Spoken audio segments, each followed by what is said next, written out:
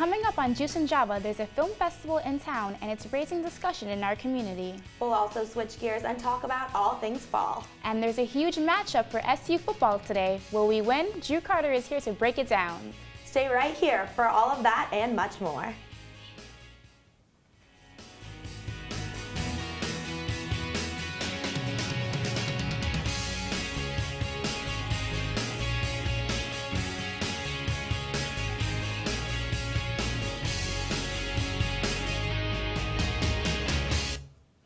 Welcome to Juice and Java. I'm Monique Euster. And I'm Candace Higgins. Let's head to the juiciest stories from this week. The Syracuse University Human Rights Film Festival has begun screening their lineup of films. This is the 14th year of the festival, which started out on Thursday night. But don't worry, there are still 3 more movies you can catch. Today at 1 p.m., they will be showcasing The Crossing. At 4 p.m., they will showcase Kraza, and finally at 7 p.m., they will show Oligarch. These will all be shown in Shemin Auditorium, and the event is free and open to the public. All the films will be captioned in English. So, Candace, do you think you're going to be heading to the film festival?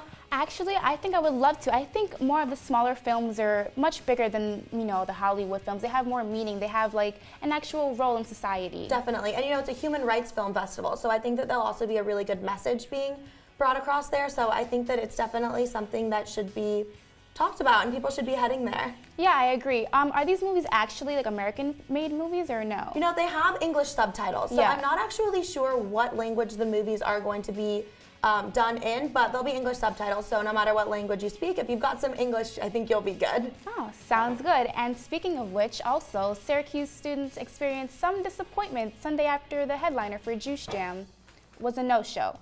Fetty Wap says that the university in a letter Tuesday afternoon explaining the absence of Fetty Wap, UU explained that Fetty Wap and his team changed travel plans last minute, causing his arrival in Syracuse to be 55 past his 5 p.m. scheduled time. While University Union's plans to take the money for Fetty Wap and put on another concert, Student Association is distributing the money amongst other organizations on campus. The tickets will not be refunded.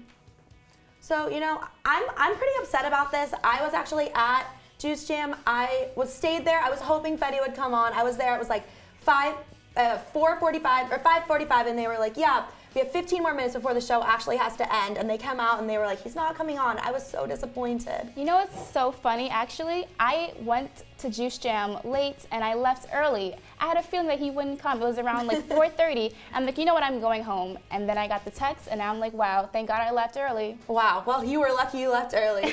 And it looks like Lady Gaga will be performing the Super Bowl halftime show. The NFL made this announcement official on Thursday. The 6-time Grammy winner has sung the national anthem for the Super Bowl before, but this will be her first time doing the entire halftime show.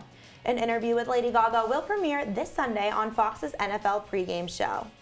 So, what do you think about Lady Gaga? I'm personally a huge fan. So am I. I am just so happy to see her back on stage. I've always loved her.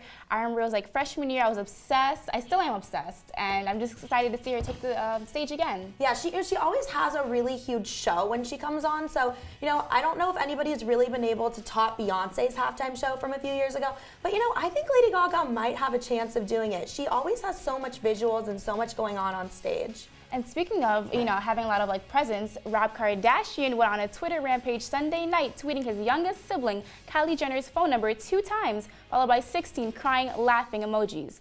This seemed to be a lash out after the family didn't invite Blac Chyna to their baby shower party that they were throwing. US Weekly confirmed that it was Kylie's number, but since then has been deactivated. This is not the first time that Rob has created another scandal on social media. What do you think about this? So I think this is hilarious. I'm all for a Kardashian publicity stunt. Who knows what was really going on behind this. I think he got a little mad that they didn't invite his mom, or no, they didn't invite Blac Chyna to the baby shower that they threw. So that's actually why he tweeted out her number, which I thought was really funny. Yeah. The Kardashians they love publicity, so. Yeah, I thought it was pretty mean. It's his younger sister. Why would he ever jeopardize him, jeopardize her and her number and her security and all that. I just think that was kind of mean. Yeah, but I think the Kardashians, they really thrive on public attention. So anything that they can do to maybe like get a little bit of attention, I'm sure she kind of loved getting some of the calls. It gets annoying after a little while, but she's always all over Snapchat. She's always all over every form of social media. So, I think that she might have enjoyed it a little bit secretly. These Kardashians, I can't. They're always so funny. So, what do you think about the baby? What do you think? Do you have any name ideas that you think they could possibly name the child? I have no idea about that. They're always wanting something new and different, and I have no idea. I'm kind of like excited to kind of see what the name will be. Yeah. We'll see what they get it. All right, well, 2 Vincent van Gogh paintings that were taken from the Van Gogh Museum in 2002 have been recovered. Naples police said that the paintings were found after an investigation targeting the Italian Camorra crime clan. Police say that the thieves broke in through a window on the roof. They were jailed in 2004, but the historic paintings remained missing until now. It is unclear when the paintings will be returned to the museum. So what do you think about this? I was personally so sad to hear about this. I actually read that some of the paintings had a little bit of damage done to them, which kind of broke my heart a little bit. What do you think? Oh, that was so sweet. But I'm just curious as to where the paintings were hidden. Like 15 years, where are they? Are they with like another like crew of theirs? Like, and the people who actually stole the paintings, they're already been incarcerated, so I'm just wondering, where did they keep them? Yeah, so the crime plan was actually linked to the Italian mafia. So I think that there was a lot going on here that we don't really know about. So it's definitely an interesting story. It reminds me a little bit about a book that I read when I was little about these paintings being stolen and this whole huge thing. So it was really interesting to hear about this in real life, but it made me very sad to hear about it as well. And Thursday, Ferrari unveiled 2 cars at the Paris Motor Show. There was a convertible supercar called the LaFerrari Aperta, coming in at around $2.2 million. This is the fastest Ferrari convertible, and only 209 of these cars will be made, including the 9 that Ferrari will keep. Then there was the practical 4-seater called the GTC4 Lusso model, which costs about $260,000. This car is expected to bring in new customers, target for the more practical driver, maybe even one with a family. So a practical driver driving a Ferrari, that seems a bit That sounds funny. Yeah, I don't know about that. We'll see. I think you have to be a practical person with a lot of money, so I'm not sure about that one. Very true, but I'm just kind of scared about that, the metal, the push to the metal, how fast it is with like kids in the backseat. I'm just, I have safety concerns. I wonder how that's going to do like on the test driving. Definitely. I want to see if the doors are spider doors. I love those doors. I think they're really fun. I've always wanted to go in a car like that. Hopefully some point in my life I'll get to go in a Ferrari. I don't know about that. Oh yeah, same. All right, and after the break, fall is finally here, and we'll tell you all the fun things to do in Central New York. Stay with us. Taking care of a family member can lead to plenty of questions. Fortunately, there's a place to get the answers, for them and for you.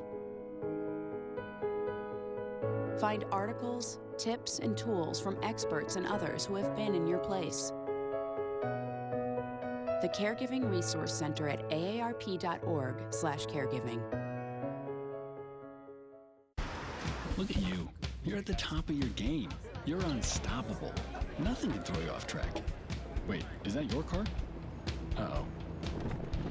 Yeah, I saw that coming. That will throw you off track. You're looking at around 10 grand in fines, legal fees, and increased insurance rates. Let's try this again. Smart move. Because buzz driving is drunk driving. I see you mobbing over her. Let's go. Let's mob. Let's crawl. Let's crawl. Let's crawl. Hey, yo, we mobbing. Come on, girl. Let's crawl. Hey, yo, let's crawl. Hey, yo, let's crawl. Hey, let's crawl. Hey, yo, let's crawl.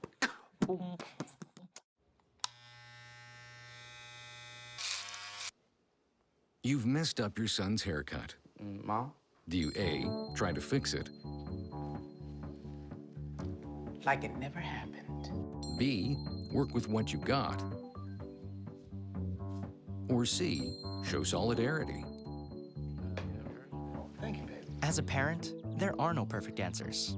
But you don't have to be perfect to be a perfect parent. Thousands of teens. Fall has officially begun here in Central New York, and with that, tons of activities are available for students on campus.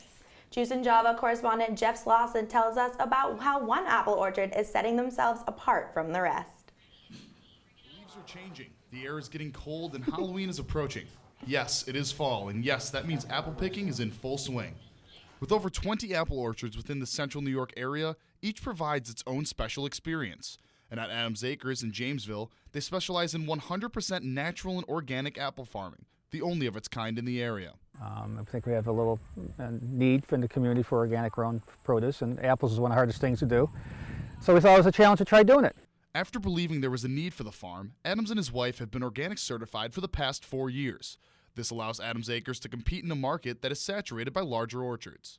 You can't compete with the bigger, the Beacon Skiffs and all those big orchards down there. We couldn't compete against them, so we thought this would be a nice niche to do. This niche of organic farming allows each apple to taste fresh and unlike any other apples in the area. You're going to test a lot of fresh apples. I mean, they have a lot of goodness into them. It's the way nature wanted it to be. You don't have any chemicals or even some of the fertilizers they use. They pump up the fruit and you get a little diluted in that. So, being an organic farm, Adams Acres must only grow apples that can cooperate with no pesticide use. Lesser-known apples such as Liberty, Priscilla, and Spartans cover the 2.5-acre farm, which to customers allows for a much more personal experience. Experience with kids that isn't just crazy commercialized. Ponies are great, petting zoos are great, but this is about being in the orchard and picking apples and no other distractions. And being the only certified organic apple orchard within Central New York allows these apples to have a fresher and more crisp taste without any of the added pesticides. From Jamesville, Jeff Slauson, CitrusTV. And we'll be sure to head there soon. KJ Vaughn is here to tell us some more fall activities. KJ, what else can we enjoy this time of year? Well, are you guys looking for fun things to do in the Syracuse area this month? Do you want to participate in something for a good cause? Well then, October is the month for you. First, if you want to just get outside and have some fun and stay in shape, then there is the Walktober event going on right here at SU. The event is put on by the Department of Recreational Services and the Division of Student Affairs.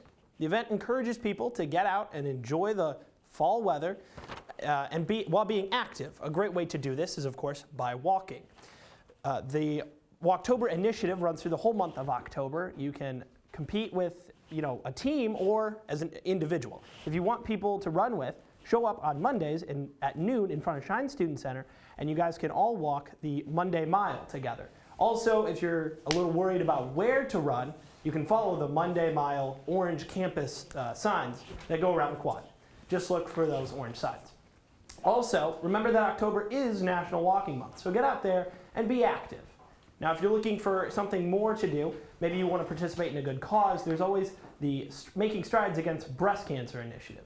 This is going on at Onondaga Community College at SRC Arena. The event is October 16th, and you can show up at 8:30 a.m. to register, and the walk will start at 10 a.m.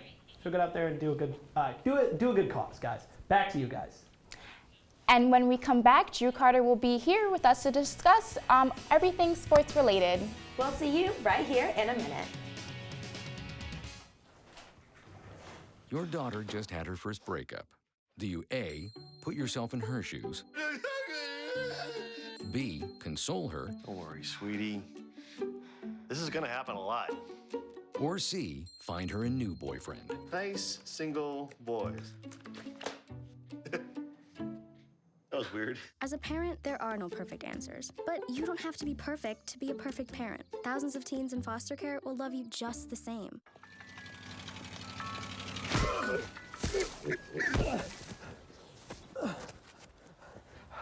So, same time next week?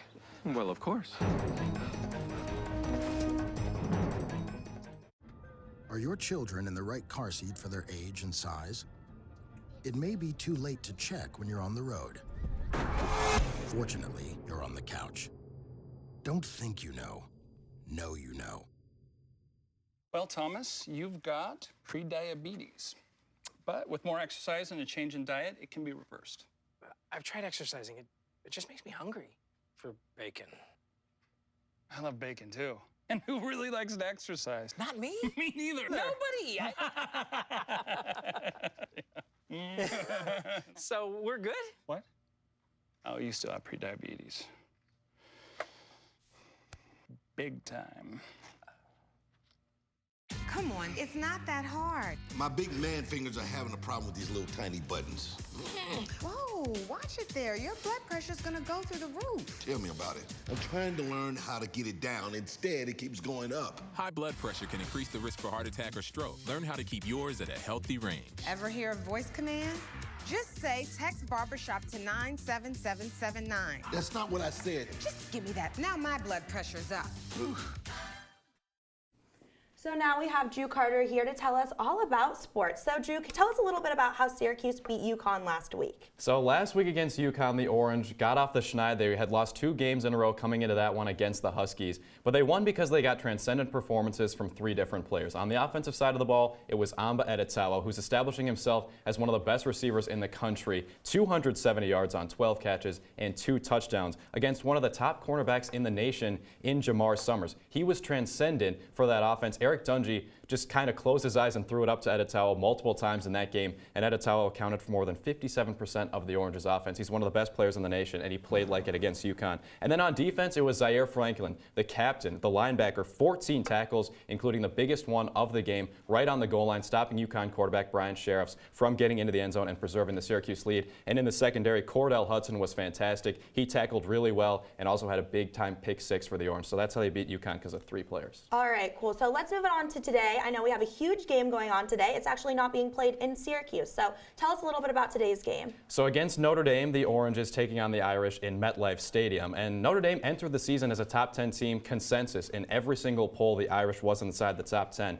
But now they're 1-3, and Syracuse actually enters the game today with a better record than Notre Dame at 2-2. I don't think a lot of people expected that to happen coming in to Week 5. And I think the Orange, the reason the Irish, the reason they've struggled so far this season is because of the defense. They've given up a lot of big plays. They lost a lot of guys to the NFL on that side of the ball. The offense is still incredibly dynamic with guys like Deshaun Kaiser at quarterback, Josh Adams at running back. Watch out for the Orange to struggle with Deshaun Kaiser because they cannot defend against dual threat quarterbacks. But the Irish has struggled so far this season, so it's going to be a closer matchup than I think we expected coming into this season. Well, that'll be very exciting for us all watching here at Syracuse. So tell me a little bit, is it smart for Syracuse to be playing actually not here in Syracuse, but at MetLife Stadium? Well, head coach Dino Babers has actually come out this week and said we need to stop playing neutral site games because this counts as a home one for the Orange, so they lose a game in front of the Carrier Dome crowd. That's not good if you're trying to win games. You want as many home games as possible. And even though this game is in New York and Syracuse claims to be New York's college team, it'll probably be a pretty heavy Notre Dame crowd because when you're playing against teams like the Irish, one of the most storied programs in college football, those fans travel really well.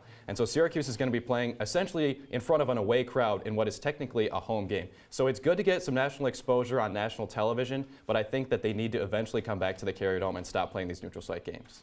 Great. Okay, so what do you think is your prediction for today? Just in a few words, what do you think it's going to be looking like? Points, lots of points, but I think Notre Dame squeaks out at the end. All right, great. Well, thank you so much for joining us here today. If you're thinking about going abroad, we have a Madrid representative here to tell us about her experience. Don't touch that clicker. Here's your check.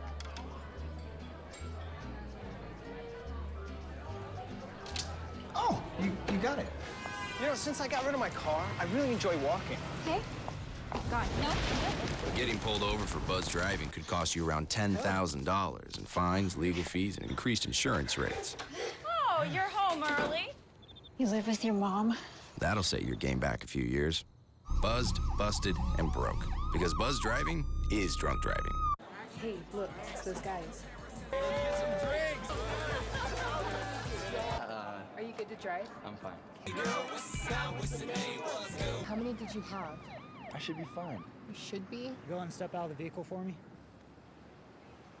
See ya, buddy. Good luck. So turns out, buzz driving and drunk driving, they're the same thing, and it costs around $10,000. So not worth it. This is the story of a boy who didn't talk for a long time. The boy liked things to always be the same. Any changes would scare and upset him. The unknown was an unfriendly place.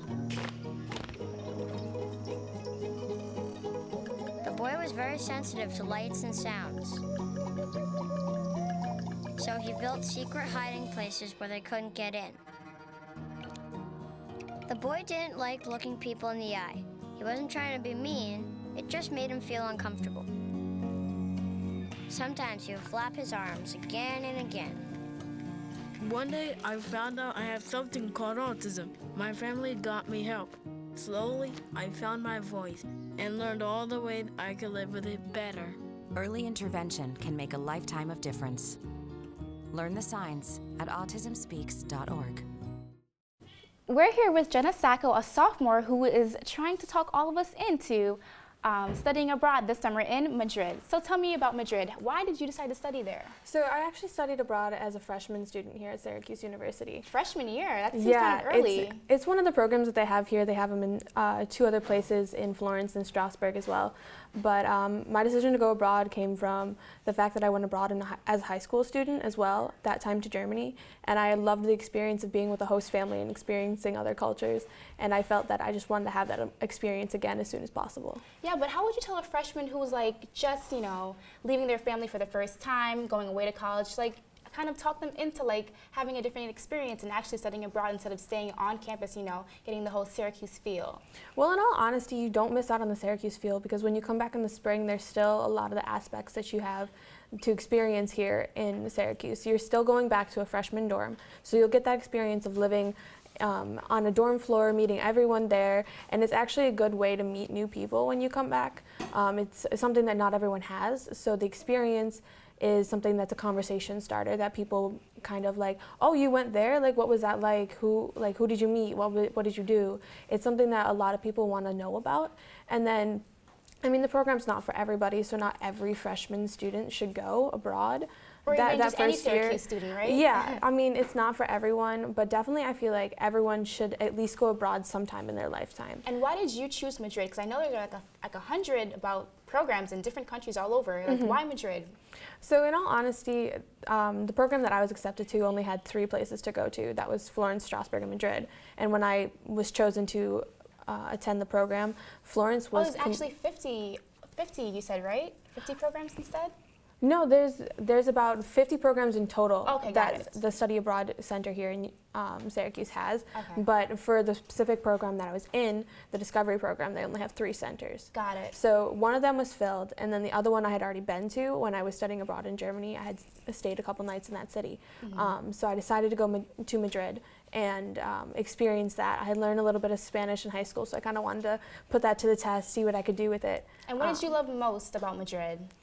Studying there, the food, the people? The food, in all honesty. It was such a different kind of palate from what I'm used to. I come from a small town, so a lot of it's like...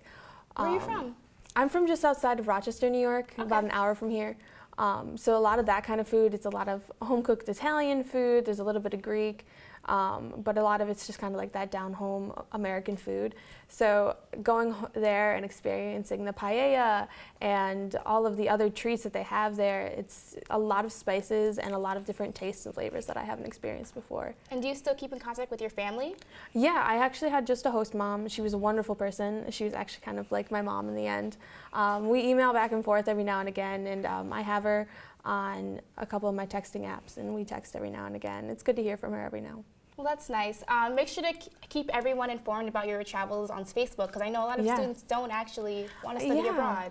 But thank you so much. And if the political race is heating up, and we all want to know how the candidates are doing, we'll have that for you right after this break.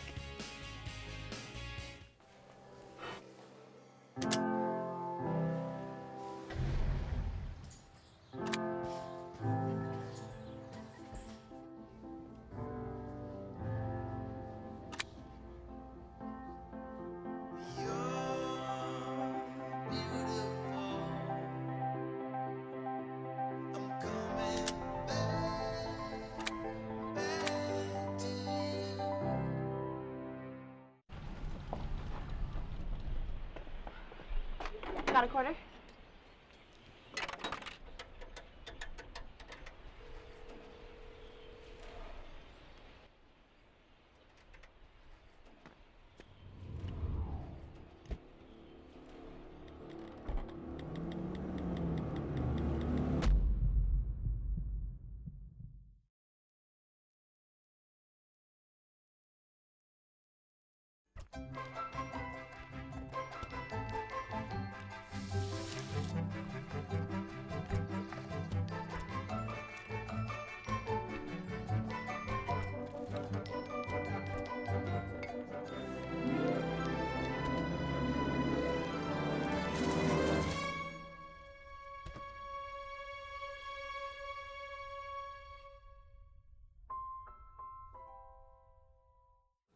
Welcome back to Juice and Java. We have Talking Point's own Alex Amico here as our political expert to tell us all about what's going on in politics right now. So Alex, let's start off with what just happened in the last debate. Why don't you give us a little recap on that? Well, the last debate, Donald Trump had kind of low expectations going in because it was very clear Hillary Clinton had had many one-on-one debates in her 2008 campaign as well as this campaign with Senator Bernie Sanders. Donald Trump, on the other hand, had never been in a debate with less than four other candidates on stage with him. And I think that showed. You saw he kind of started off really strong. He was on message when he's talking about trade, when he's talking about the economy, when he's talking about changing up politics as usual. He's really strong. But as the debate went on and Hillary Clinton kept on baiting him and he kept on taking the bait, he sort of got off message, and I think you've sort of seen in the reaction people thinking that she won the debate. Her strategy definitely worked. Yeah, so I know Trump was saying that he won the debate. There was a little bit of controversy on that, so that was a little interesting aftermath after that. Yeah, he's been citing a lot of online polls that go right after the debate. Some sites like Breitbart or Syracuse.com actually is one that he cited. They'll ask, really? Yeah, he actually cited Syracuse.com. But they say, who do you think won the debate? But the criticism of that by professional pollsters is that those are easily manipulated. You can just tell your supporters to sort of go and brigade them, and you can vote multiple times. So that's one of the reasons. In many of the scientific polls, one of them came out from CNN. About 60-something% of people thought that Hillary Clinton won the debate, and she's definitely been winning the media coverage following afterwards. Yeah. So I know there's also been a lot of controversy going on about fact-checking. So what do you think's going on with that? What's your opinion on if we should have it or not? Well, I think that Lester Holt did a pretty decent job on Monday. Donald Trump said that he opposed the Iraq War. Lester Holt mentioned that he did not, and there is evidence from a Howard Stern interview in 2002 of Donald Trump saying that we should go into Iraq. The problem is Daniel Patrick Moynihan, Senator Moynihan, he once said you're entitled to your own opinion but not your own facts. That's not really true anymore. People they don't trust fact checkers anymore. There was a recent poll, most people don't trust the media to fact check candidates. And that's one of the problems. Like, you can fact check them as much as you want, but if the audience doesn't believe you, what good does it do? But why not? Why don't they check them? Why don't they trust them? Well, I think part of it is that public trust in the media is at its lowest in generations. People don't think that the media is honest, and a lot of people do think that the media is in the tank with Hillary Clinton. Trump supporters, that's a common thing that they say. So they just don't really trust them to do their job. It's just not a good time for trust in American institutions. All right. Well, thank you so much for coming, Alex. It was great to hear from you. Need to skip the morning rush hour to work? Well, so did this driver who had the idea to use a cardboard cutout of Donald Trump's head to help him trick the carpool lane. Placed in the passenger seat, the cutout caught the attention of a Washington State trooper Tuesday morning. This stunt, however, was not cheap, costing the driver about $136 ticket. And with that, we're at the end of this episode of Juice and Java. Thank you so much for watching us today, and remember to tune in next Saturday for more news, pop culture, and entertainment. I'm Monique Euster. And I'm Candace Higgins. From all of us here at Citrus TV, have a great weekend, Syracuse.